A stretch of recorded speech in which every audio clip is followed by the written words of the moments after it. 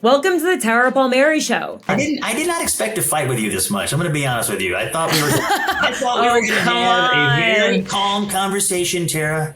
And here we are fighting. It's all good. You know that voice. You've seen those faces. Even if you don't watch CNN or have cable, you know Scott Jennings. He is making so many viral moments, being the loneliest MAGA voice at the CNN roundtable. And his rise has been absolutely meteoric ever since President Trump took office again. They shared the stage together at a Trump rally in Michigan in April, and he was reportedly offered a top job in the administration. Now he's eyeing a Senate seat in Kentucky. Oh, CNN, this is the end of Scott. Don't worry, we'll take care of you, Scott. Scott Jennings, really great. But when I first met Scott years ago, he was an establishment Republican. He worked on the Jeb Bush campaign, and he wanted the party to get behind Marco Rubio in 2016. He was a part of the same group of Republicans who were furious over Trump's hostile takeover. Let's not forget, he worked for George W. Bush, Mitch McConnell for 10 years. He has been Trump skeptical over the years. And when CNN hired him, they were expecting him to be a normie Republican. After all, he had committed many of the cardinal sins of Trump's loyalty tests, like calling him an authoritarian, blaming him for January 6th, saying Biden won the 2020 election. We've learned the limits of Trumpism. It can get you so far, but not all the way. Scott, you voted for the guy twice. Are you sorry? I am as shocked as anybody else that the President of the United States fomented insurrection against his own government and sent a lynch mob to murder his own vice president. Am I surprised about that? Damn right, and I don't like it and have been very clear about that. And perhaps the gravest sin, he said that Trump would never win the election in 2024 if he was the nominee, and that the party had to get behind Ron DeSantis instead. 100% of the professional Democratic class wants Trump. You don't want DeSantis because he will beat Joe Biden. But Scott became a very fierce defender of Trump on CNN once he won the nomination. And he's back in Trump's good graces, likely because he's so good on TV arguing Trump's case. He's one of the best communicators in the Republican Party. And as we know, Trump is the ultimate producer, and it's all about central casting. Just look at his cabinet. They were basically all plucked from Fox News, or at least had to audition on Fox News for the job. Spending some time with him, I did get a few of his TV producer notes about how the on-air debates are being received. And in his heart, the man may be the best TV producer alive. So love Scott or hate him, he's always been a really nice guy off air. I mean, we shout at each other all the time, and he still agreed to come on the pod. But he has become so hardcore MAGA, it has both sides suspicious, except for Donald Trump, who loves a convert. Because let's not forget that Trump was a Democrat at one time. Scott has a new book out that he's working on with Trump's participation. It's called A Revolution of Common Sense: How Donald Trump Stormed Washington and Fought for Western Civilization. It's a comeback story. And as I'm sure you can tell from that title, Trump absolutely loves it. He's already truthed out that Scott is a patriot and that everyone should come out and pre-order. It certainly comes out at a good time for Scott as that Senate seat in Kentucky opens up. His endorsement in Kentucky would mean everything. It's really the only endorsement that matters. I mean, let's be honest. Like, if he says something, it's probably going to go. Scott, thanks for coming on the show. We've known each other over the years through the green rooms, and now you are a veritable star on CNN. I saw Mish Pasha, tell me if I'm saying it wrong, magazine called you the personal voice for the unheard masses. Did you ever think you'd get here? Well, thank you for having me, and it's good to see you on your show, and congratulations on your venture. It's cool what you're doing. I honestly wasn't sure how all this was going to turn out. I've been with CNN now for almost 8 years. The convergence of the 2024 election and this 10 o'clock debating show that they decided smartly to put on the air, just gave me a real chance to spread my wings and show them what I could do. In 2020, I think you probably experienced this too. We didn't really have a real campaign. It was mostly about COVID. There weren't events. The conventions were basically virtual. I mean, it wasn't a real thing. And in 2024, we really got back to normal in terms of political coverage. So for guys like me, this was a good opportunity. So I have to give a lot of credit to CNN, though. They've let me do it. And I think bringing back a debating show on television was needed. It's the only show like it on TV, and I'm really grateful to be a part of it. I feel the exact same way. And actually, I launched this show with a debate with James Carville and David Hogg. And I thought it was like much needed conversation. At the end, they saw, things differently and like I don't understand why we don't put more people in a room that don't agree with each other and let them like present their best argument. Like debate is one of the best like features of democracy, frankly. The country was founded on debate. I mean, this is why we have the United States, because we have debates and we hash out, then we have elections and we do it all again in 2 years. And these debates get heated and we don't always agree. But it's sort of fundamentally American to debate these issues and to talk to each other and present the best arguments you can to the American people. So, I don't know how cable fell into this trap of believing that you got to have 6 people sitting out there agreeing with each other all the time. I think it's boring. I totally agree. And I actually, when I launched this, I was like, I don't want this to feel like cable. Like, I don't want it to feel boring. So I've had some debate with my guests. I do want to set up opportunities for people to come on and take each other on for me to moderate. But like, I'm a Jersey girl, so I like to get in there a little bit too. But as a journalist, it's I don't play for a side, but that makes it a little bit more difficult, I think. Yeah, we've had a few debates. We've had a few debates on the air. We've had a few goes. We have. And it's great. It's terrific. I mean, as like a content creator, I go all over the country. I'm giving a lot of talks right now. And the number one thing I hear is, I love the debates. I don't always agree with you, but I love the debates. Like, people are hungry for that kind of back and forth. So anyway, I think we're going to keep doing it. I think it's like our best rated show now and our fastest growing show, the 10 o'clock debating show, the Abby Show. So we'll be doing it. We'll be doing it for hopefully as long as they'll keep it, which hopefully is a long time. I mean, bring Crossfire back. That's what I say. But, they keep trying and it's like, then they fail at it because they're just not, I don't know. Well, the debates are cast dependent, right? I mean, if you get the correct group and you get the correct issues, it can be totally magical. You get the wrong group and the wrong issues, and it can be like total failure to launch. So I think we're doing a pretty good job with the cast and the issues. We get it right most of the time. Okay, so for our viewers on YouTube, can you make a few of your Scott Jennings faces? I know. I always say the winner of the Emmy Award at CNN next year should be the person who chooses when to isolate me in a 2-shot where I'm not even talking. Because you definitely are mugging at this point. You know what you're doing. Let me give you the inside scoop about why that is. There is a camera directly over Abby's shoulder. So a lot of the time I'm looking over there, I'm trying to look at Abby, or I'm trying to like get her attention. And so that camera is picking me up, and it's, that's just the way it works. And so they've got the camera in the right place and they're making funny editorial decisions about it, but it does make for good TV. It does. Yeah. I've been in there and I'm like, wait, are they on me right now? What kind of face am I making? Like, what the hell's going on here? It's a lot to manage. I've noticed your fashion has also changed dramatically. Who is doing your tailoring? You were wearing like a pocket square that was purple the other day. This is not the George W. Bush, Mitch McConnell staffer like that I have known.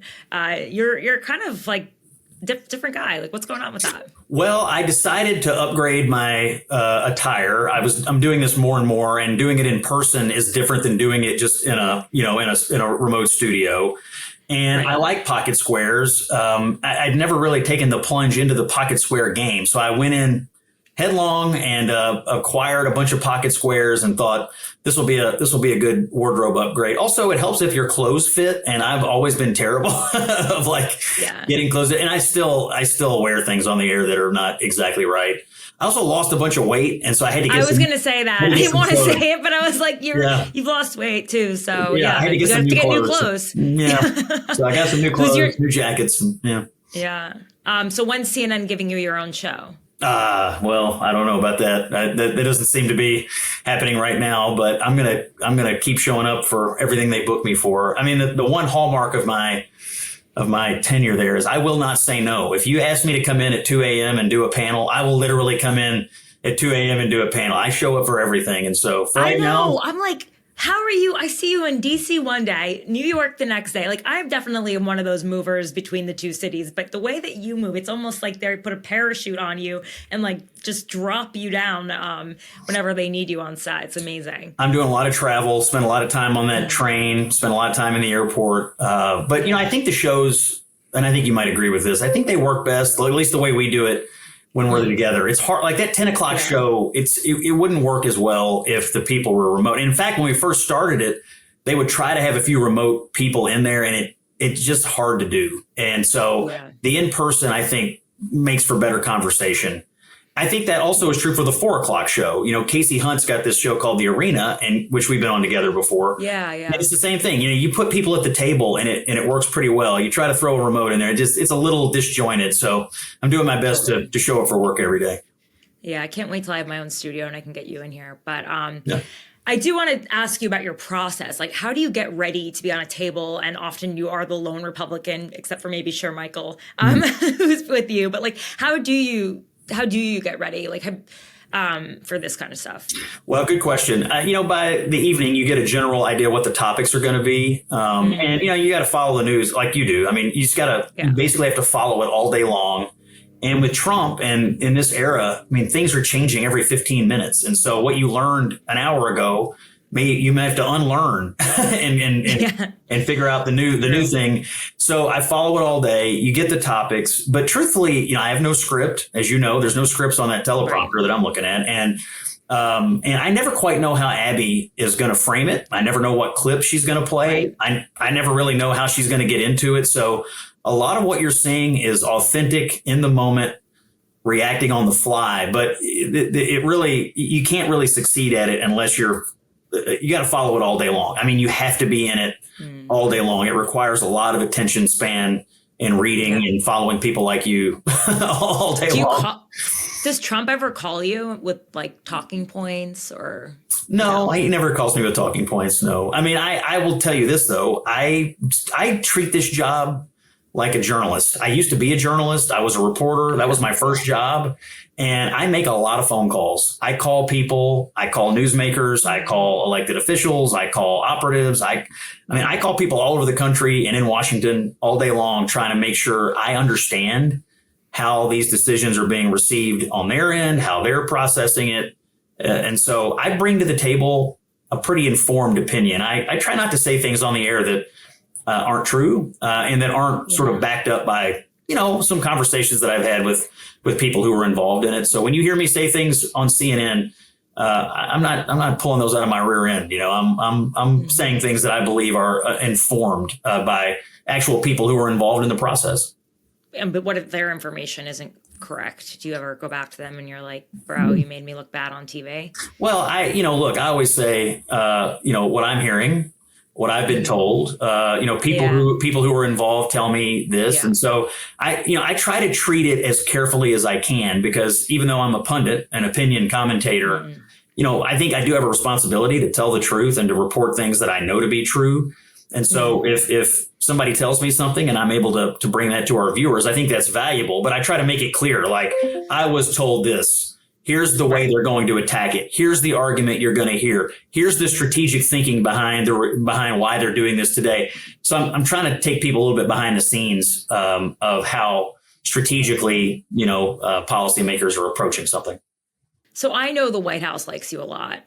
Does Trump ever personally call you to congratulate you or thank you on a well-earned debate? No, I haven't talked to him on the phone about any of the debates. I have spent some time with him lately because I'm writing a book, as you know, called A Revolution of Common Sense, and spent a little bit of time with him and his cabinet and his senior staff. So truthfully, I had not met him until February. He's dominated like every conversation I've had for the last 10 years, but I hadn't actually met President Trump until February. I pitched him on this book in the Oval Office, and he was interested in it and was nice enough to order the White House to cooperate with it. And I've had a great experience writing it. It's hard to write a book. I've never done it before, but we're in the final stages of it. So, but I did, in my spending some time with him, I did get a few of his TV producer notes about how the on-air debates are being received. And in his heart, the man may be the best TV producer alive. And what was his feedback? Oh, he had some interesting feedback about what he sees on the air. And it was interesting. He has a real eye for the way things are coming across on television and the way arguments are being presented and how people defend certain issues or attack certain issues. It's really kind of fascinating. I mean, he's like a president. He's probably the best stand-up comedian in America right now, and also secretly maybe the best TV producer. So he's got like three things in his heart at all times.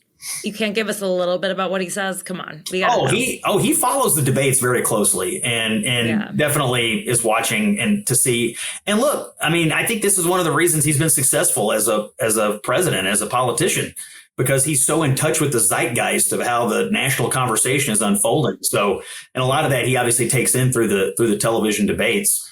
But it was interesting to hear how he's processing them, because obviously he's the one in the middle of it. And so he's obviously paying attention to who's defending him and who's attacking him and how those arguments are, sort of playing out in real time. I mean, I think a lot of politicians are sensitive to it, but he's probably uniquely positioned to understand how it's going on TV more than just about anybody. I mean, that was his business. He came from that. I know, but TV's dying right now, so it's interesting that he's still so obsessed with it. But I don't know. I see it differently. I think TV as we've known it is changing. I mean, obviously the TV is being made. We're having live television, but these clips that we make and these segments that we have they're living on social media. Like millions upon millions of people are consuming. On any given night, we have a few 100,000 viewers for the 10 o'clock show, but by the next day, you might have 2 or 3 million views on a segment that we did. I mean, so we're still having television. It's just being consumed differently. And I think a lot of people who never really watch cable TV are now being exposed to it via their social media algorithms. So for brand awareness, for CNN, I think that's one of the great returns of the 10 o'clock show is we're getting a lot of social media pickup, a lot of buzz around it. And it's people who aren't normal CNN viewers who are getting it. Okay, so I got to ask you, though, why would Trump meet with someone who's writing a book unless that person wasn't about to launch a campaign running for Senate? Well, I mean, I'm not planning to launch any campaigns today, but I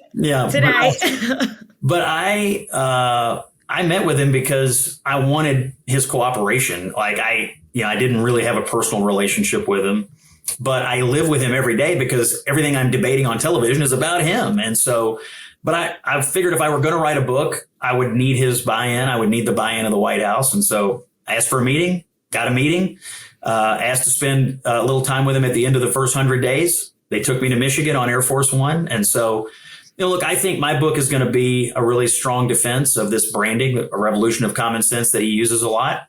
And I think 100 books will be written crapping all over him. And I think there ought to be one book for his people and for Republicans to say, well, this is how we see it. And that's kind of the role I play on CNN on any given night.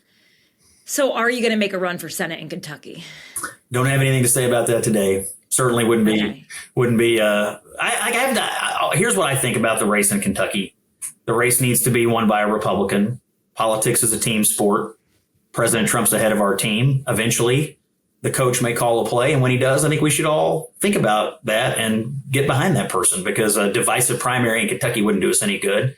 So, I don't think he's focused on it yet. The primary is not until next year. There's 3 other people who are going to run that I actually like all 3 of them. I think they're all great and have had some affiliation with them over the years. So right now, all I'm really focused on is CNN, selling this book, and being the best pundit I can be. And we'll let the politics sort itself out later this year. I want to talk to you about, though, your Trump conversion therapy. Do you go into that in the book? I mean, like, you were a DeSantis guy. You were for DeSantis. You obviously come from McConnell world, and Mitch McConnell and Trump do not get along at all. You were not a MAGA Republican. I mean, you've worked in more establishment, administrations. You were, with George W. Bush, and you're Mitch McConnell, and then to run in Kentucky, you need those MAGA bona fides. So that's why I want to know, how did you end up winning Trump back? Like, you basically committed 3 of the deadly sins in Trump world. You blamed him for January 6th. You did not agree with him that the election was stolen. And you said that the party couldn't win if he was the nominee. So how did you manage to get to this place where he's promoting your book and calling you a patriot? Well, a couple things. Number one, absolutely true. I did not get it at first. I wasn't trained to understand this outsider campaign. I just didn't get it.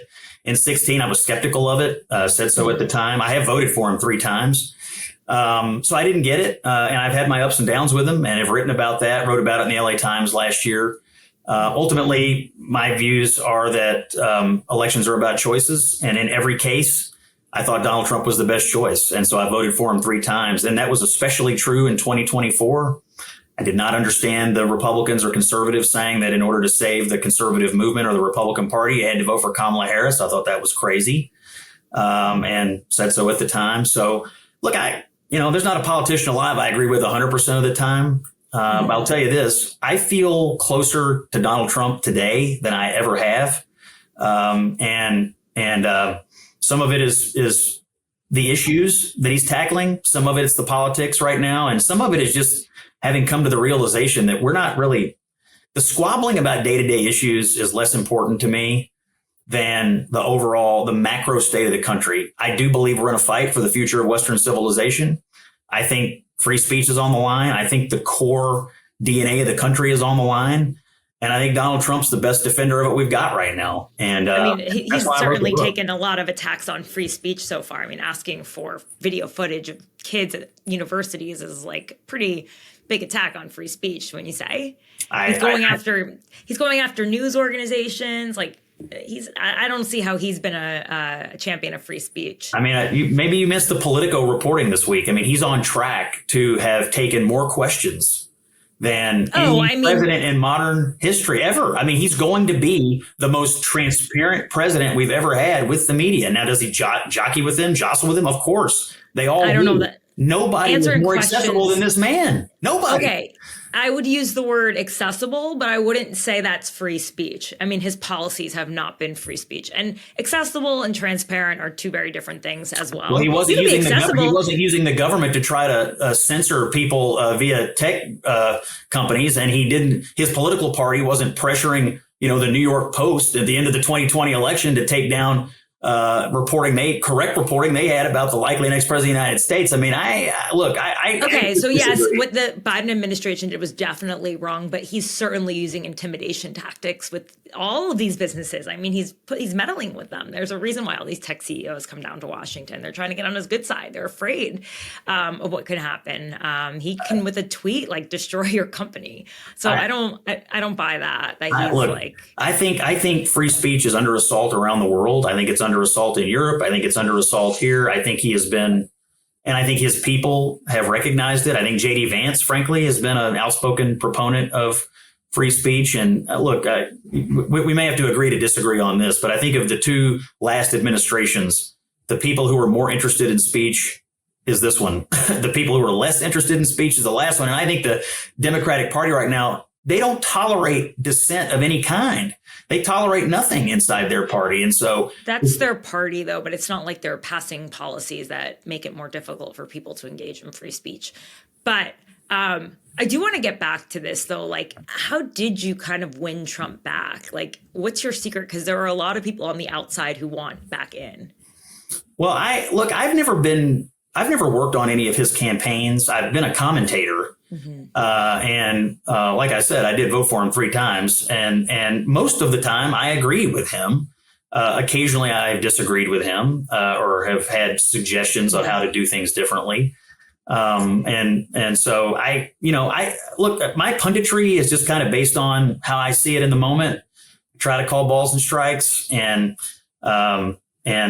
during the campaign, I thought he deserved a defense that he wasn't getting. I mean, that's just the thing about the campaign. It sort of crystallized the major debates of the day. And, there's 4, 5, 6 people who are all too willing to sit out there and take a dump on him at any given time. I thought he deserved a defense. And more than that, I thought his people deserved a defense. I mean, there's millions of Americans who turn on television and they don't see anybody who thinks that like they do, who sees the issues the way they do, who comes from where they come from. So I thought the man deserved a hearty defense of the campaign he was running. And I was one of the few people who was giving him that. And I didn't set out to win him or lose him at any given time. But certainly I thought they ran a great campaign. And I thought most of the tactics and ideas that they were presenting were done in a very, very terrific way. And so, I was happy to carry that torch. They ran a better campaign. They revolutionized how to run presidential campaigns. And they were scrappier, that's for sure. They didn't need to spend as much money, which they've always sort of have been. But they were nimble. I don't know. Their ground game was a little messy towards the end. I think they probably had a candidate that was.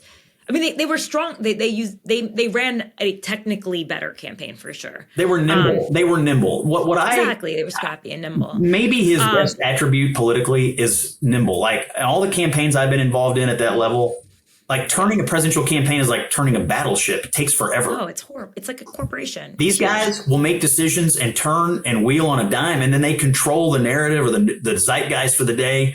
And that's what you have to do to succeed in this world. So if we've learned anything, that's why I love being my own media company. You know what I mean? It's like you can make decisions quickly and you can decide things. But I do want to get back to what you said about being able to call balls and strikes. What do you think have been the failures of the Trump administration? What areas of improvement do you think are needed? During the DOGE era, which I guess, or the Elon era, which is now coming to an end, he's leaving. I was kind of wanting them to take what they were doing and take their findings up to Congress and do sort of like a roadshow. Like I wanted to see them lay out a grand presentation about what they'd found and how they were approaching it and what Congress should be doing in reaction to that. And that hasn't happened yet. And so, we have Republicans who are still sort of talking about that effort. I think in order to continue to get buy-in from the American people on it, we're going to have to see like a massive sort of presentation of it, and doing it in front of Congress would then leave the Republicans no excuse. So that's one area where I thought the communications effort, or at least the public presentation effort, was a little deficient, frankly, and they could have done a better job of that. I'm a huge supporter of Elon. It's really unclear how much they actually saved. They say 160 billion, the 130 billion. Some people say less. Like nobody really knows exactly what happened. And obviously this next tax bill is going to be so expensive that it'll be nothing. It's a drop in the bucket when you think about it. Well, they can't codify the DOGE cuts in this bill because it's discretionary spending. They can do it in a rescissions package, which they need to do actually. So I'm hopeful that they do it. It's a little sticky, I guess, with the congressional rules about what they can actually do and versus what they have to come back for in a different vehicle. But whatever they do, they need to listen to people. Like the DOGE effort, I think, and the effort to cut wasteful spending and the effort to root out the stupidity, I think it has broad public support. And so to me, staying with it. The broad idea of cuts to the government has support, but like when you get down to the nitty gritty of it, it's a lot more complicated than that. Well, it may be complicated, but there's broad agreement that we spend too much and the government's too big, and that the government does spend things on dumb ideas. Trump laid a bunch of them out in his address to Congress back in March. Now, is that going to solve the overall debt problem? No. But what I think Elon accomplished was at least keeping this conversation more front burner than it had ever been. I mean, you talk about it in campaigns and then no one does anything about it. So I'm really kind of hopeful that the flame stays alive. I know they're going to stay with it out of the OMB office, but to me, that is one area that I think there's room to continue to grow support for it. Really, because DOGE is so unpopular, and so is Elon. You would it's a bad execution of a popular policy, essentially. Look, I think anytime you are trying to shake up the status quo, you are bound to have a bunch of people mad at you. And with a chainsaw. I was hoping for multiple chainsaws. Look, we spent $4.5 trillion in 2019, and we're now almost $7 trillion. Yeah, but how did we go from $4.5 to $7 trillion? That tax cut. That tax bill. Tax cuts is different than spending. Tax cuts, whatever you want to call it. spending. That tax bill, which will have to be paid for, obviously, is going to make the deficit balloon even more. It's crazy. Taxes and spending are two different things. I'm for tax cuts, but I'm also for spending less. No one seems to have an answer. How did you go from $4.5 to $7 trillion? And I mean, what do we have to show for it? A big part of it was COVID spending, which is over. And so, at some point, President Trump had a big part. He had a big part of that. I mean, we all agreed as Americans in two parties. We decided we were going to spend our way out of COVID, and we did. And okay, that's over now. Do we have to keep these historic spending levels? And so I think it's a legitimate question, and we don't ever really debate it. I just don't understand why Elon Musk didn't go after the Defense Department. I mean, that's a place where you could certainly save a lot of money. I mean, he's a defense contractor. Why not start with the Pentagon? Instead, he goes after these USAID programs that are like the 0.01% of the budget, and it just seems cruel. Well, first of all, I'm sure there are efficiencies that can be achieved in the Defense Department, but cutting defense spending would be a mistake. I mean, in the overall grand scheme of things. You understand how Washington works. The Boeing, all of these defense contractors, they make so much money. They live off of our Pentagon. I mean, we have all of these old And like we never use any of these weapons. They just end up getting like dusty on shelves, and then we give them to Ukraine. And it's just like, what are we doing? Like that's where the real money is. The money isn't in State Department programs, USAID or Voice of America. That's like a drop in the bucket. Is that a good excuse? Is that a good excuse to keep having the transgender? Like, why don't you go to the place where the money really is? Let's have another transgender opera. Why don't we go to the place where the money really is? But that would hurt him. Look, Huge defense contractor. I think you could probably spend a little less based on efficiencies at the Pentagon, but I'll just restate what I said a minute ago. Cutting defense spending is a terrible idea.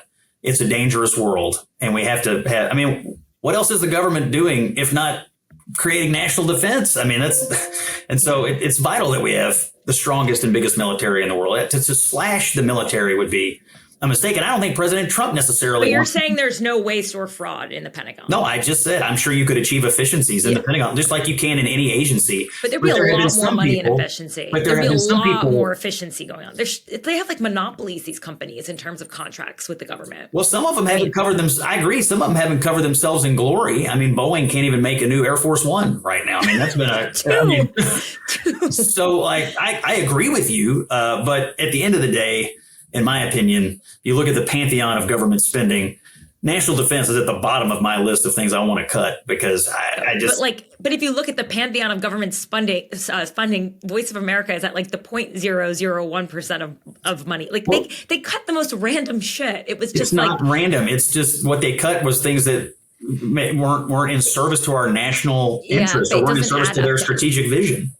It doesn't add up to substantial savings. I do though want to go back to like because you are now a figure like in the MAGA world. Like, do you ever think about that in terms of like the positions that you're taking? And if you were to have a political career in Kentucky, like being MAGA is super important. Is there anything though you would break with Trump on?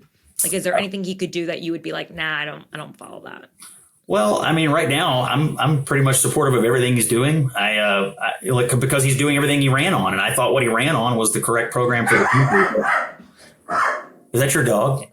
Yeah, Panchetta is losing it. I don't know if she's buying it. That's the problem. I don't sit around. He hasn't done everything he's ran on. Like, come on, what's going on with the economy? Well, I mean, he's pretty clearly a supporter of tariffs. He has been for 40 years. He's pretty clearly a supporter of tax cuts, which we're currently trying to ram through here with the big, beautiful bill.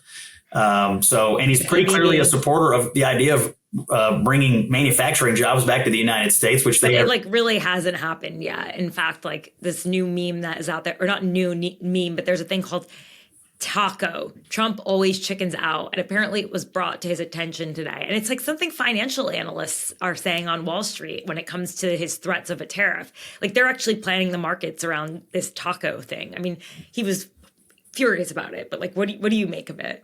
Look, I think he was pretty clearly a supporter of the idea of tariffs, which, by the way, as a Republican, I wasn't trained to believe that this was a good idea. No Republican who sort of grew up in that, since the Reagan era was trained to believe it. I will say, you can't say he didn't run on it. I mean, the guy has been a supporter of this. It's probably his most consistently held belief. Tariffs are a good idea. Really talking about tariffs on the campaign trail that much. I also don't really remember him talking about DOGE that much. He talked about two things: the economy, fixing the inflation problem, and he talked about immigration. Now, he's done a good job of stopping the flow at the border. Give him credit for that, right? But the deportation levels are really low, even compared to Obama levels, and compared to the final, I guess, few months of Biden. Obviously, Biden left him with a mess like that, but I don't think he's actually succeeded on the economy part. And really, I don't think people voted for him for DOGE cuts. And they voted for him on the economy, and they certainly didn't vote for him on tariffs. Like, people get that tariffs are taxed. Well, they voted for him, I think, for a few reasons. Number one, the previous administration did a terrible job, and people wanted to change. Number two, that's true. I think they did vote for him on the economy because they remembered his first term. We had a good economy until COVID came along, and they thought he was going to be a better manager of that. It's pretty obvious. Number three, I think they also voted for him because of immigration. It was an absolute crisis. It was a major issue. He has largely solved it just by taking office. And look what's happened to him, though. I mean, look, every step of the way, You have Democrats in courts that are fighting him over deportations and, desperately spending all their energy trying to keep people in the country or bring people back into the country that he has sent away. It's just due process. Like, you can't, what if they knock at your door, Scott, and they're like, it's your child. We're sending you to a Venezuelan prison. I'm not an El Salvadorian gangbanger, okay? Like, I'm an American citizen. I'm not worried about it. I didn't break into the country 14 years ago illegally and then participate in gang and human trafficking activities. But some I don't of them have any didn't. of these problems. Some of them didn't. It's the ones that didn't, and they were deported without due process. It's just a matter of like, when does the roundup, when is it like, whatever. You just said deportations are low, and now you're worried about the due process of the people that we are deporting. The bottom line is I think that he's doing the right thing. These are illegal aliens that are here, and we're sending them back. I think he's doing the right thing of deporting them in terms of like politically it's popular. People want them to leave the country, right? Especially if they're criminals. Who wants criminals in the country? But the point is, like, if you don't even know the story, you haven't gone through the due process, like, then people are going to get swept up poor innocent. And that's where what makes you innocent? If you're in the country illegally, are you innocent? I mean, people who have applied through the asylum process, I think that they're not illegal. I mean, they're here legally through the asylum process. I mean, the guy that everybody's, Saint Abrego Garcia, who we sent back to El Salvador, which, by the way, he's a citizen of, had plenty of due process. He'd been to immigration court numerous times. I mean, the guy was a known illegal alien who was known to the court system and to law enforcement as being, at a minimum, adjacent to MS-13 gang activity. And all I've heard for weeks is, he needs more due process. He came in 2011. The man's been here 14 years. How much more time and due process do you get? I mean, I think most Americans are like, he was here for 14 years and we need to give him more time. Like, I just think they are on the right track with this. I think the people are behind them on it. And back to our original conversation, it's one of the main reasons he won the election. There's no world in which Joe Biden or then Kamala Harris would be pursuing these illegal aliens to the ends that Donald Trump is. There's no world in which they'd be doing that. None at all. I mean, they did it, but they didn't make it into a thing. Like, they Trump opened the borders. They're the reason millions of people are here. I'm not talking about Biden. I'm talking about Obama. I mean, like, he was the one who started the child separation camps and all of that. And actually, towards the end of Biden's term, when he realized it was politically unpopular, they were deporting like 17,000 people per month. We're not anywhere near that right now. And so I understand what you're saying. And I think that people who are here illegally, they shouldn't be here either. Like, but it's a matter of, do you go through the right process? Because if not, people can just get swept up. What is the right process? I mean, look, the constitutional legal process that we have in this country. Do you think George Washington, if you want to change up and down the eastern seaboard so that we could have El Salvadorian gangbangers here indefinitely? Of course he did. They're not. They weren't all. The problem is when the people that weren't get swept up. But here's the thing: if they want to change the laws, do it through Congress. And I think that's what you saw this past, 24 hours when the international court struck Trump down for trying to pass tariffs. Like, the Republicans have only passed 5 bills in the past, I don't know how many months it's been, January, February, March, April, May. Yeah, 5 months, 5 bills, okay? If you want to change it, if you want to change the process by which immigration happens, then go and pass it through Congress. You can't do everything through executive order. I mean, you must have some respect for that, having worked in that. I actually am very interested in the national security arguments they are making about illegal immigration and the designating of these transnational gangs as terrorist organizations. I think they are onto something here. We have not been creative enough or muscular enough in thinking about what illegal immigration is. It's not.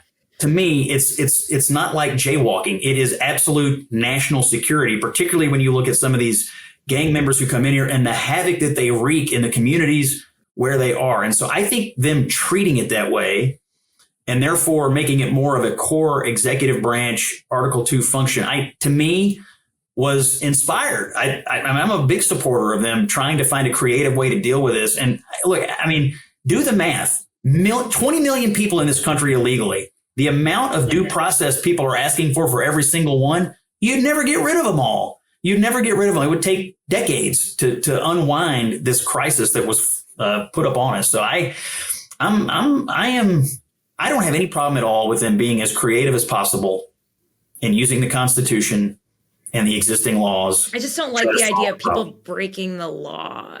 You know, it's just that's the thing. Like in the name of the laws that exist, like the way that we handle the Department of Homeland Security, the way we process immigrants, the way we get rid of them. Like, fine, do it, but just do it the way that we always do it, because it's just you take little steps and you're moving the Overton window, like you're crossing the line. What's going to be next? You know, it's like you can't just pick and choose what laws you want to follow and which ones you don't. Well, A, I disagree that they're breaking the law. B, I think the incrementalism of judges what you're laying out is why we're in this crisis to begin with. Like, trying to bog down. I mean, reality is what it is. There's 10, 20 million people in the country illegally. They have to be dealt with. And to do it, you know, I mean, take this Abrego Garcia as a great example. He came in 2011. We knew he was here. He was pulled over at one point in Tennessee. We knew an illegal alien was here. We knew he was at a minimum adjacent to gang activity. We knew he was suspected of participating in human trafficking. And yet 14 years later, the man is still here, and now we've got Democrats flying down there trying to bring him back. That is the kind of incrementalism that led to the crisis in the first place. Can you blame Trump for trying to break that sort of thinking? I mean, I don't think most Americans do. But how were the prior administrations able to do more deportations? Well, I don't know. It's a good question. I mean, I guess is that on the DHS? Like, is that on Trump's? Like, why can't they just do it the right way? Why can't they just follow the protocol? Because it seems like others were able to do it. I mean, I think they are. I mean, I believe they are focused on finding and rooting out the most violent people. They just like, if he's a criminal, deport him. You're correct. He was a criminal. He should be deported. Follow the protocol and deport him. And other administrations have done that in the past. Like, they're lagging. They should think about leadership, perhaps, the DHS, and like how they're actually running it. I mean, that's part of the administration, is to be the administrator, to make sure the things that the president wants happen. So he's not in these fights all the time with the courts, and he isn't able to pick and choose which laws he wants to follow and which ones he doesn't want to. And if you don't think that that's the appropriate protocol, then go to Congress and have them vote on it. Like, there's a process. You just can't decide like what rules you want to follow today and which ones you don't tomorrow. Well, the president can absolutely decide if he thinks something is a national security problem, which is kind of how they've treated this. Is like, we're going to stop worrying about, you know. He can't, though, because there are two other branches, and one of the branches, the judiciary, is pushing back on him. The president can absolutely, as the commander in chief, can worry about national security, and they should worry about national security. He called the tariff imbalance a national security, a national emergency, right? And then these judges, one of them in which he appointed, I think one was a Bush appointee, one was an Obama appointee. So 2 out of the 3 judges that overruled his tariff, I guess, trade war, you want to call it. They said that he couldn't declare that's a different, and it's a totally different issue, in my opinion, than the immigration issue. One has to do with national security. The other one has to do with the economy and direct line. No, but he's using the same exact reasoning. He's like, it's a national emergency. This is a national emergency, and this is a national emergency, and that is a national emergency. And they might say, you know what? We don't like what, Scott's saying on TV, and that's a national emergency. We got to get him out of here. Well, there's a lot of people that probably do think that. Not Donald Trump, but there's probably a lot of people who do. Yeah, but what happens if you start to say things he doesn't really like? It's a national emergency. He's spreading propaganda. Get him off. Like that. Like, what are we going to do? I think you need to rein it in. I'm not reining it in. It's just that you can't just. I'm not the one who's calling everything a national emergency. He's the one who needs to rein it in. I'm just sitting here being like, what's next? What's the next national emergency? I think on the tariffs issue, there's an interesting debate going on, which I'm actually sort of sensitive to, and that is that Congress should actually have more role in tariff setting and whether taxation policy. That is a totally valid argument, and I don't know where it's going to land. I'm not surprised that a court decided that. But to me, deciding on the proper venue for tariff setting is a far different issue than the President of the United States deciding, well, we've suffered an invasion, and as the commander in chief, it's my responsibility to repel the invasion. That's two totally different issues, in my opinion. And so, but the same argument that it's an emergency. So tariffs aren't killing anyone, but illegal aliens are. So let's play a game. What's the next emergency? What do you think? What's the next emergency? I think we're going to have to agree to disagree on the immediate need to deal with the immigration issue, because if you do, I don't think there should be people living in this country that are not documented. I think they need to sort that out, and they need to figure out the proper deportation process. Like I'm a daughter of an immigrant.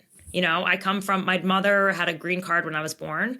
My parents weren't married. Like I have grown up in a household where everyone was talking about immigration my entire life. And I get it. Like I'm not, you know, and they didn't come here illegally. They came through the same way Melania came through. No, I'm kidding. But they did come through chain migration. That's how they came to this country. Obviously, it was a different time. It was when, you know, before the wall had fallen and they were letting in Polish immigrants into the United States. But they were lucky, and they were able to do that. And like on my father's side, his family's been in the country for a long time, but they're Italian American, and they're tradespeople. You know, they were longshoremen, came here on Ellis Island. My dad's an electrician. Like I understand what people are thinking. When I talk to my dad, he's so MAGA. He's like, get rid of everybody. Like, you know, but I'm like, Dad, you know, the same things they're saying about, you know, South Americans, and I used to say that about Italians, right? Like yesterday, and you know, it's a whole other conversation to have with your father. We're not from, you know. God bless people who could come here legally.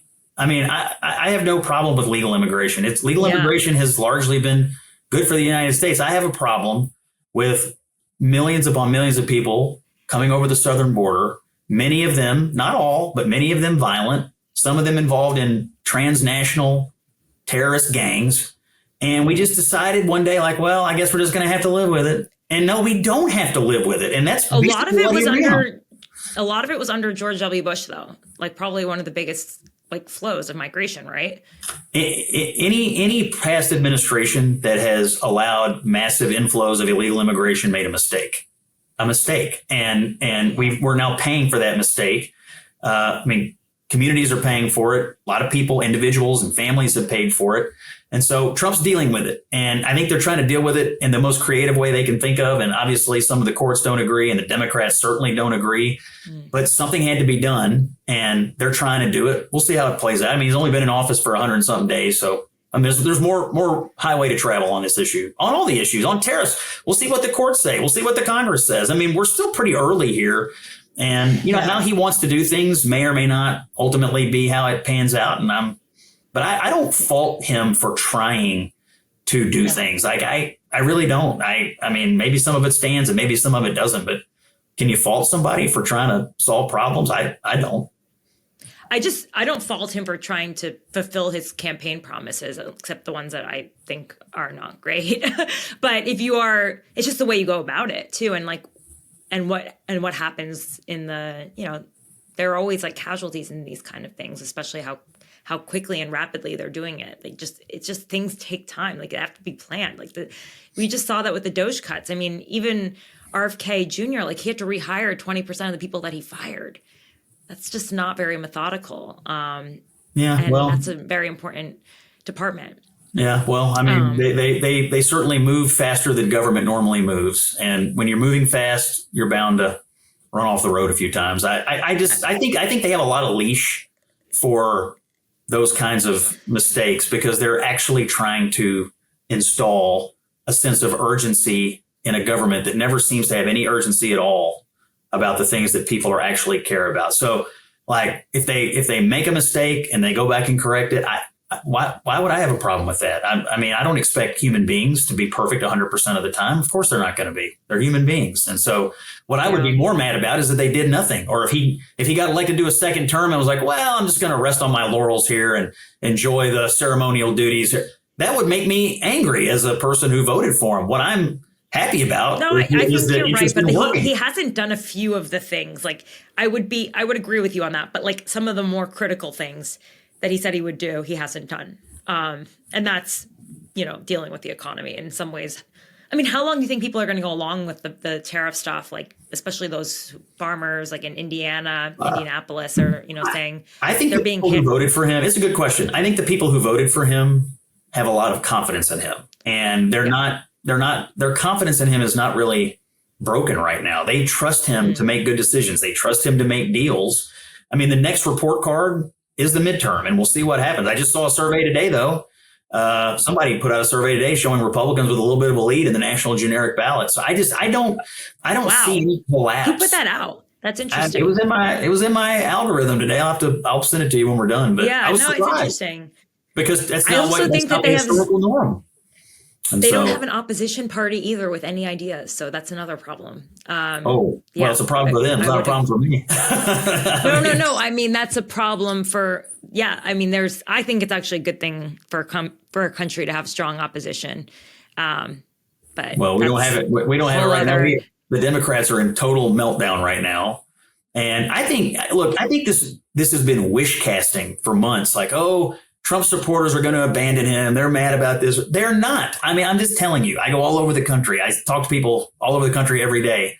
I've not had a single person tell me, oh, I wish I could go back in time and vote for Kamala Harris. Literally nobody believes that. They trust Trump and they believe he's on the right track on issues, and they will give him latitude on some things. And, we'll see how it turns out. But they're in no way near abandoning Donald Trump right now. I just totally reject that argument. People keep Carville, who you mentioned. He predicted 2 months ago, we're going to have a total collapse of Trump. Where's the collapse? There's no collapse. His people trust him. They're sticking with him.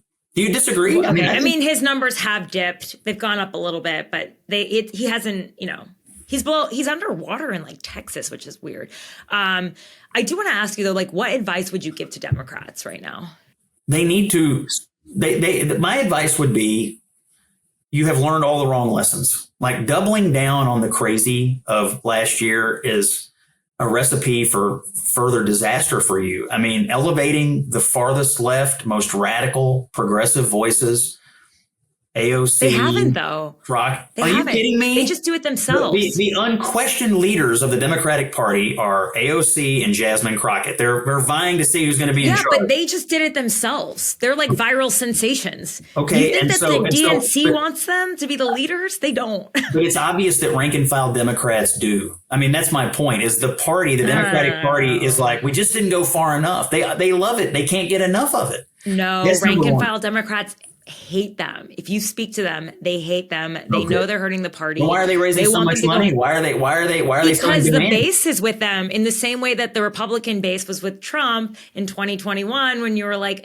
should he really run again? The base is with the farthest to the left and the furthest to the right. And do you think if they nominate one of those people that they could get elected president?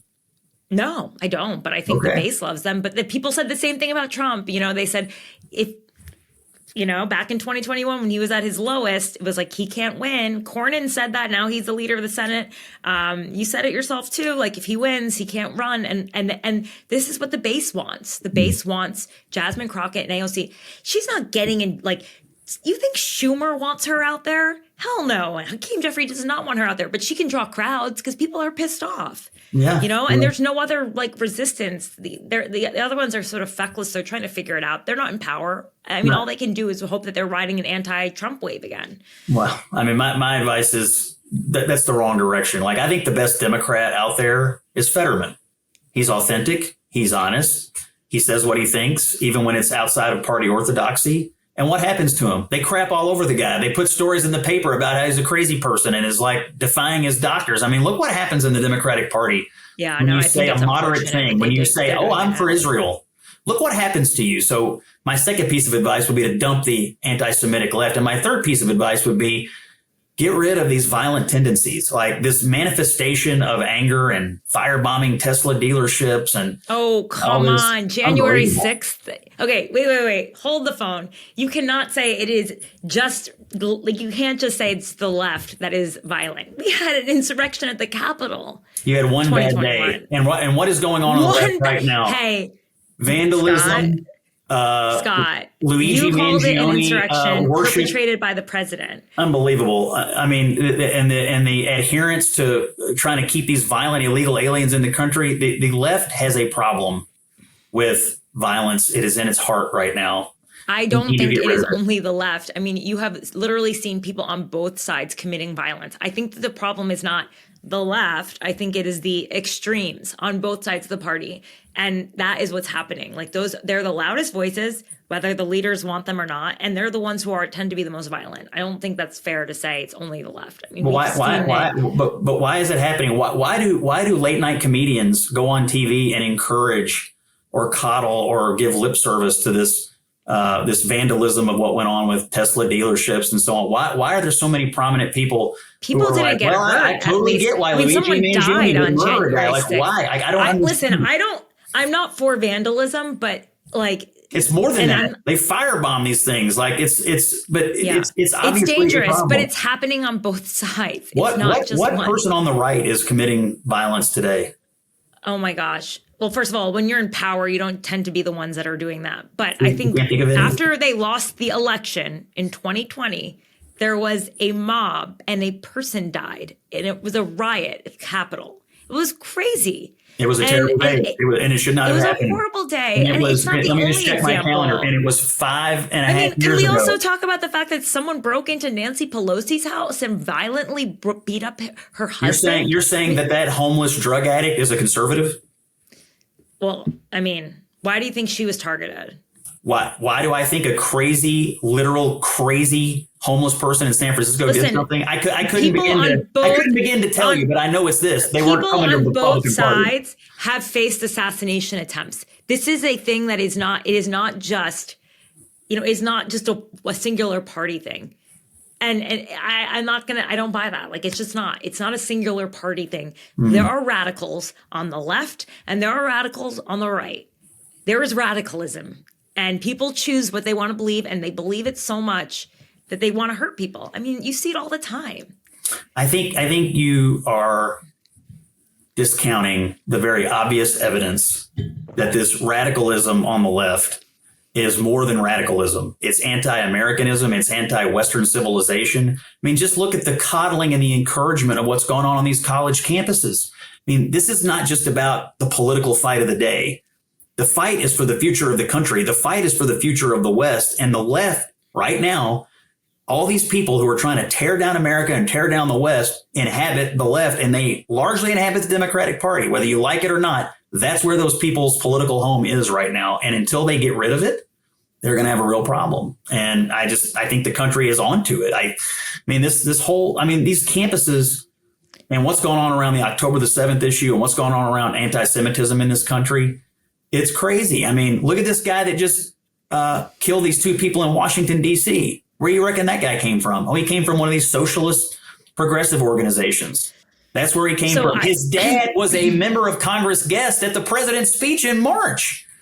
I mean, They have violence in their heart, and they need to get rid of it, is my view. There's listen, I'm not going to say that there's not violence on both sides. We've seen members of Congress be attacked from both sides. But I do want to say this, having covered Europe, okay, there are a number of parties in each parliament, right? You've got they even have Nazi parties, actually still have Nazi parties, okay? And they've got parties on the left. They even have a pirate party. I remember covering that in the European Parliament. There are extreme people, and they go into these parties, right? And there are multiple parties. I wonder if there was a MAGA party, a Republican party, a Democratic party, and then a far left party. I mean, would that make more sense to reflect our political time? Because I think it does. I don't think that everyone, I think that people are much more nuanced than I don't think they just take, I think to win a Republican primary, I think for someone who might be interested in the Senate in Kentucky, you'd have to run all the way to the left in the MAGA party. I mean, to the right, in the MAGA party. But to actually talk to people, I think most people are probably more towards the center, but to their party, either center right or center left. Yeah, I mean, look, I think there is a broad... I don't think they're extremists that feel hate. I don't like to think of that. Most people are like that. I don't think they are. I think there's a broad middle of the country that considers itself to be center right or center left. But I think if you're just looking at inside the 2 parties, look, I don't think there are 2 Republican parties. I think there is the Republican Party, and Donald Trump's the head of the Republican Party. And it has largely taken on his ideology. That doesn't mean that there still isn't some of the old Reagan era DNA, and that there aren't debates inside the party. But there's no question that he's the head of the party. And his platform is the platform. But they're afraid of him. That's Party. why he's head of the party. Like, they're afraid to say you can't take this jet from Qatar. They're afraid to say you can't have a crypto coin that you made $320 million from. That Republican Party, like, the Lisa Murkowski, like, she'll say something, but there are a lot more of her out there, and they're just afraid. Even Rand Paul, Ron Johnson, these are fiscal conservatives. Like, Trump's not a fiscal conservative. He's a MAGA Republican. They don't care about spending. Well, Rand Paul doesn't seem afraid to me. I mean, he's been basically the leader of the anti-tariff movement, and he's been the leader of the idea that Congress ought to have a role in that. I mean, I actually don't think people are as afraid to speak out as you think. I mean, you do see it happen. It doesn't mean they always win, and it doesn't mean that most Republicans aren't with Trump, but you do see people speak out from time to time. When I worked for Bush, there were certainly Republicans that disagreed with him on immigration. You mentioned that issue earlier. But, when you're the president, you set the agenda for your party. And even though there may be people in your party that disagree with you on this, that, or the other, you largely get your way because parties tend to follow the president. The Democrats right now have no president. They have no clear leader. And so the radicals are running wild. But you can see that's what their base wants. They want as much radicalism and anti-Americanism. They come out and they donate, and they fill stadiums, and you're right. I mean, they're relying on their base right now to come out and vote in a midterm election because that's what those elections are. They're base-driven elections. I don't have any expectation that everybody in a political party is ever going to agree 100% of the time. I mean, yes, you're going to have people who disagree with something Trump did on this, that, or the other, but getting bogged down in some day-to-day disagreement about an issue, you're missing the larger things that play here in our culture and in our world. And I just, my view is that's why Republicans are sticking together. Yes, maybe you don't like the tariffs, or maybe you don't like this, maybe you don't like that, but my God, the left has gone so crazy that we have to stick together to stop the left when it comes to, the larger cultural and sort of forces that are at play. Okay, why don't we just wrap it up? Sorry about that, Scott. Thank you. This was much longer than I thought, so I appreciate it. And it seems like you ended on a nice note, so probably a good place to end. Radical terrorism. No, I'm kidding. Yeah. No, I'm just joking. Thank you for your time, Scott. And if you want to make any announcements right now about your run for Senate or your big show on CNN, now's the time. I only have one announcement, and that is that A Revolution of Common Sense is available for pre-order on Amazon. It's about how Donald Trump stormed into Washington and fights for Western civilization. I sincerely hope you buy the book. And I think if you love Donald Trump, you'll love this book. And if you don't, or you're curious about how he does things, I think you'll learn some things. Either way, it's a good reason to have a book on the shelf. But it'll be out. I think we're going to publish it on November the 18th. And so you can buy it, put as many zeros in the quantity box as you want, buy as many Christmas presents as you want. You can give it to all your friends. Terry, you can give it to your dad, who I know is a big Trump guy. You know what I find? The thing I find about your book that's so fascinating, I will give it to my dad, by the way. He loves these books. The thing I find about your story is so fascinating is that most people leave Trump's administration and write shitty books about him afterwards. You're a convert. You were kind of like, you were skeptical of him, and now you're writing a nice book about him. So this is quite the reverse, right? I did not get it at first, and I went on the roller coaster with him like a lot of Republicans who didn't get it at first. But I feel closer to him today than I ever have. And I think there's larger forces at play. I think this fight for the West is real. I think the fight for free speech is real. And I think the fight for our culture is real. And if we don't get any of those three things right, we're not going to be around to squabble about the rest of it. And so I tend to think he's doing largely what he said he would do in the campaign. And I think the way he's going about it is creating such a stir because Washington doesn't like to have the status quo shaken. And that's exactly what he's doing. So anyway, this book is about some of those issues that he's tackled. And the toughest thing about writing a book about a finite period of time is you got to put it down at some point.